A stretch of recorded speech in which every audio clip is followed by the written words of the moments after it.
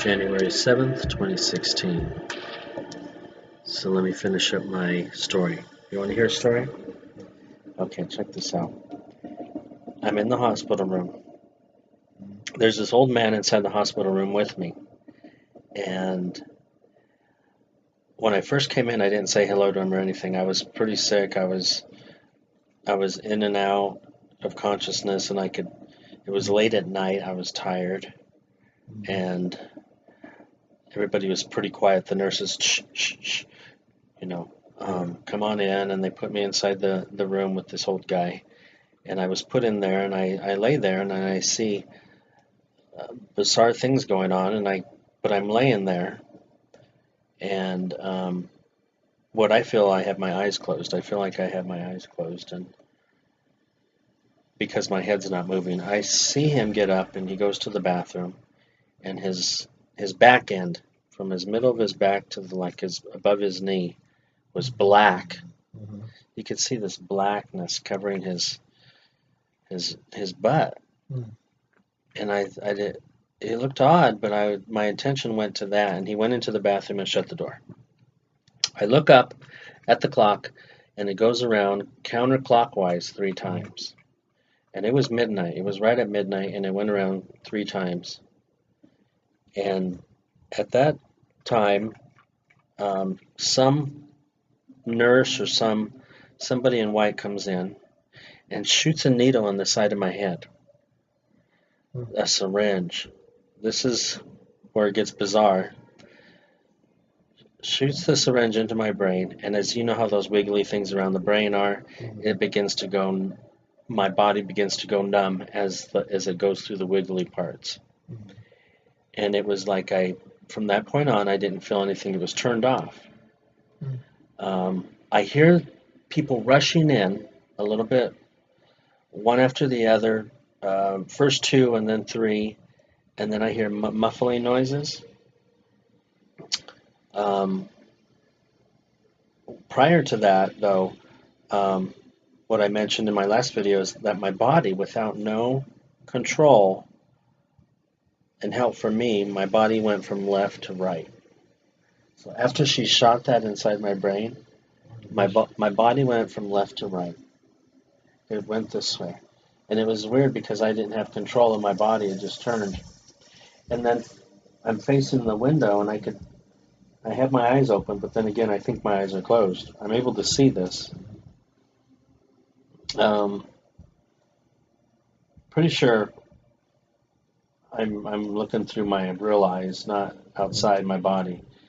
And I'm looking at the window, and I hear a bunch of people coming in, and they're all muffled. And you hear this machine go on, and then more people come in, and then the curtain, shuts. The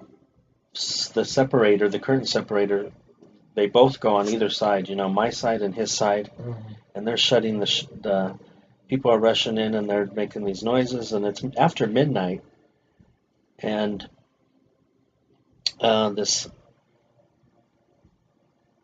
machine went on, and it had this suction sound, and I was wondering what that was. I'm facing the opposite direction, and I can't turn around. I cannot turn around. No matter how hard I try, I couldn't turn around. And I'm listening to this, and little do I, time is kind of smashed together, but it's not. It's going slow. Time is really, really slow, but then at the same time, it's super fast. And so all of this happened real fast, but at the same time, it seemed like it was going in slow motion. And the next morning, I wake up, and the nurse comes to me, and she says, "Sorry about last night." There you go, Pumpkin. Sorry about last night. And I said,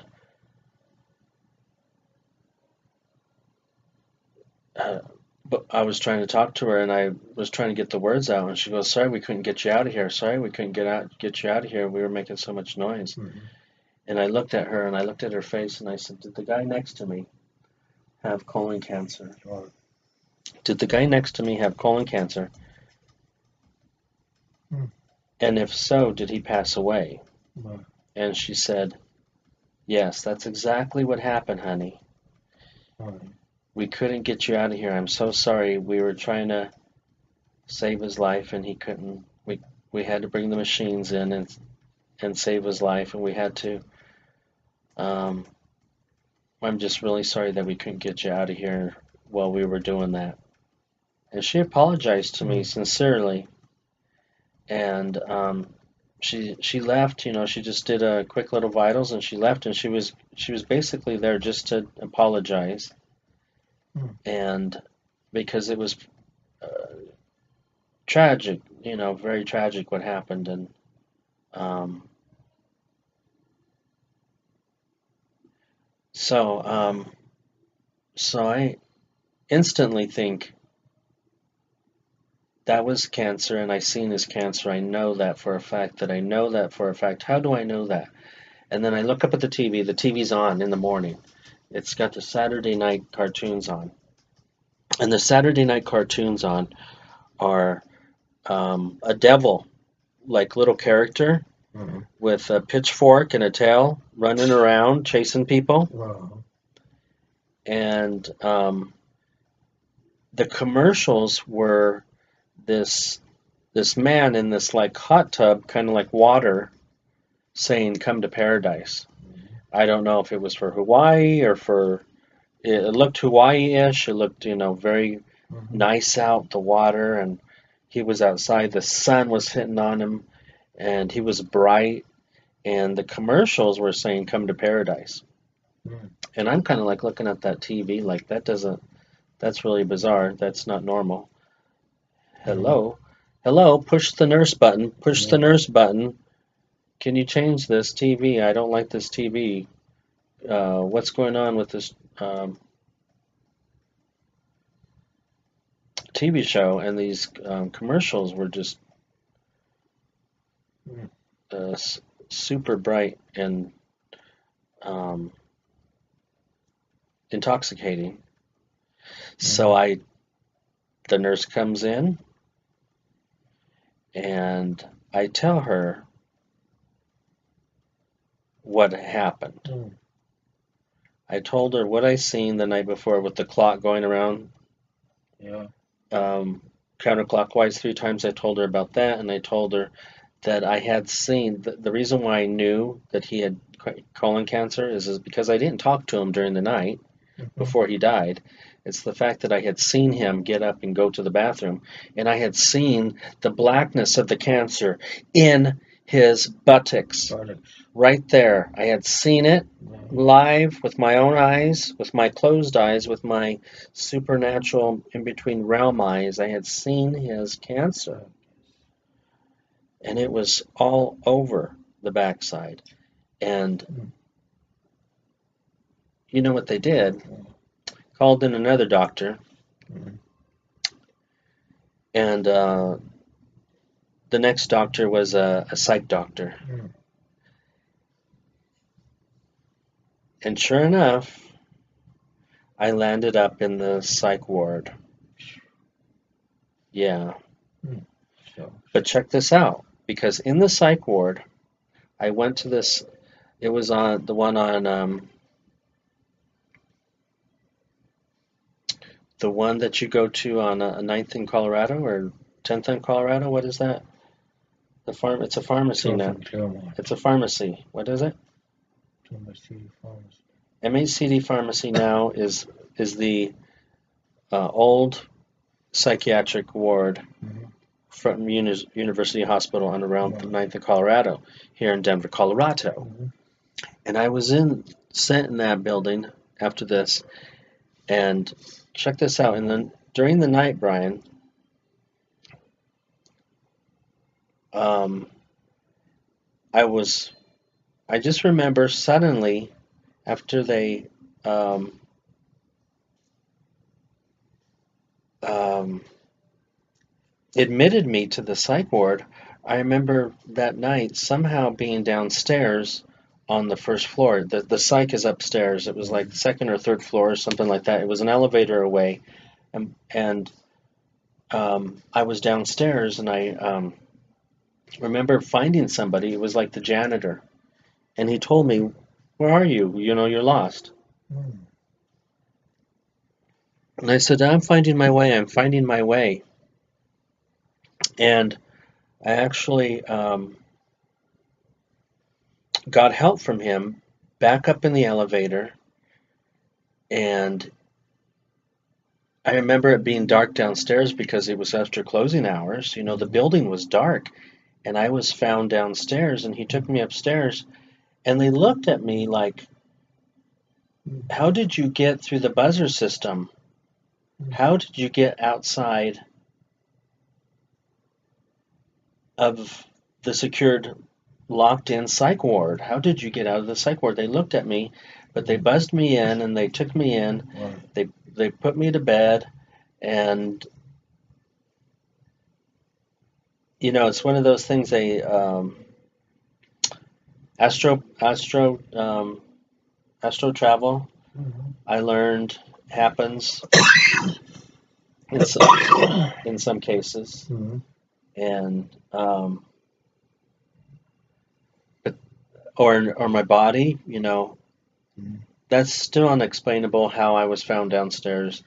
Um, so during that time, also too, Brian, Mhm. check this out, which was um, I had this cool magnetizing feeling when I would go by they had these huge fish aquariums that were massive, Mhm. and I would sit and stare at the fish and somehow feel better. Wow. Um, and I was always found by the aquariums. Mhm. I was found by I was barely walking. You know, I was going from wheelchair to a cane, and Mhm. was trying to get my feet back together because my nervous system was shot. My my central nervous system broke down, and still recovering from that. And um, I remember leaning against the wall and looking at the fish tank, and Mhm. as the more I sat by the fish tank, the better I got. Wow. And by the time I left, whatever it was, 3 to 6 days later, Mhm. I was probably there for about 2 weeks though after the experience that I told them. I know you're tired, babes. I know you're tired. I'm almost done. Okay. So the remarkable thing there is that you have water, which is one of the elements of the earth that give us life. Mhm. Um, I saw auras that you can't see when you're fully in the flesh. Mhm. Um, spirits, I believe, can, and I believe you can train yourself to see auras, and that's how the healing happens. Mhm. Healing occurs. Dogs Mhm. can smell cancers. Um, Mhm. it's just that special senses that we can develop. Wow. Um, what else happened? Like time in reverse. I don't know what that was about. I think it's literally when I um, was guarded. Mhm. Something shielded me when I went from left to right to not view that man dying. Something protected me from not being able to see what was happening, and the whole needle in the brain thing Mhm. was possibly. I don't think a nurse would do that. I think an angel would come in and do that, and like numb you up. You know, in the Mhm. Bible it even says you will not go through more than you can tolerate. Mhm. um, God will kind of like shut it off. It kind of like shuts off, and there is a separation that happens right before. Depends which way you go. Car accident, something like that, Mhm. maybe just as fast. But Mhm. my whole experience lasted 3 days, and I equate that to the resurrection. When Jesus died, and it took him 3 days to come back, to resurrect. I think mine relates to that, as in that story where Jesus was real.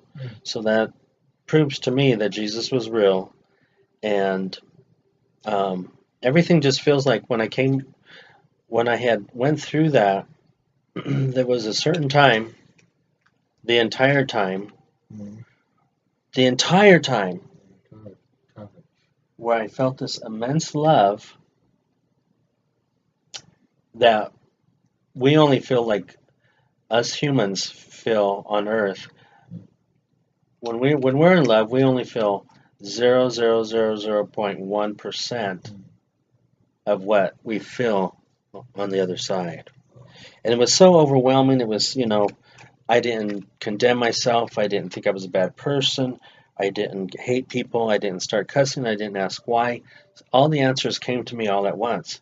Like, you got this because of this, you got this because of this, and you're in this situation because of this, Mm. and you can get out of this situation if you do this. Mm. And all those answers came very fast, and when I woke up and I told people what had happened, they thought I was crazy. Mm. That happened through the night. Um, Mostly that intense feeling of love happened through the night after that man died away, after that man passed, and um, that needle was injected into my brain. I felt this immense love that you just cannot. Of course, there's no gravity, there's no pain, Mm. there's no exactly no hardship, no Mm. worries, no anxieties. Um, you don't think about tomorrow. You're not aged. You're not worrying about tomorrow. You're not living in fear. It's actually um, Mm. earth. It's earth, and you're about 3 feet off the ground, 3 to 6 feet off the ground, Mm. and you're about the size of a baseball bat. You're like an orb, and you're focused, and you're so happy. And the entire time it was peaceful. Um, that's one experience, and of course, when I come back to life and I experience that, I cannot forget that story. I could tell that story over and over again, and it'll remain the same Mm. because it was such a life-changing story. That's the end of that story. That's a long Story. story, and I'm grateful for everybody listening. I've had a request or two for that story for a while now, Mm. and I asked myself today, why am I doing it? Because I've never told anybody. Mm. And basically, when you're talking to a camera, you're not talking to anybody, you're talking to a camera. Mm. So that's why Mr. Mars, Brian Mars, and Punkin Mars is joining me, because they wanted to hear the story, the last part of the story. Mm. My family, huh? La Oh, familia. not Peace out, familiar. everybody. So, You too, babes. Give them a peace sign, babes. There you go.